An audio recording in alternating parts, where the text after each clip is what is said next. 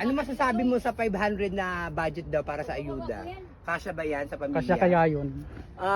Kung tutusin siguro, kagaya natin dito na hindi naman tayo sanay sa magandang buhay talaga, kaya natin pakasyan yung 500 na yun para sa atin. Gawin na natin kung ano.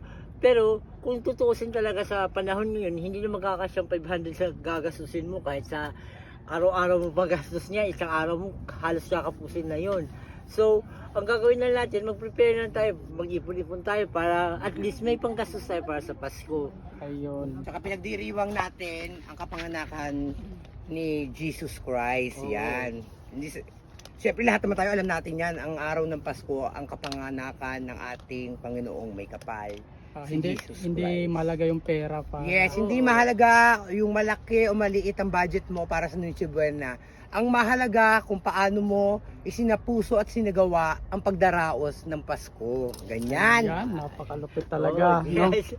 Kailangan maka-enjoy tayo sa araw ng Pasko. Kasi Yes. sa araw ng Pasko na mag-i-enjoy naman tayo para at least makalimutan naman yan lahat ng kung anong hirap sa buhay natin. Kahit one day mag-enjoy tayo, di ba? Mm. Mamasyal tayo sa araw ng Pasko. Ganun lang. Kaya-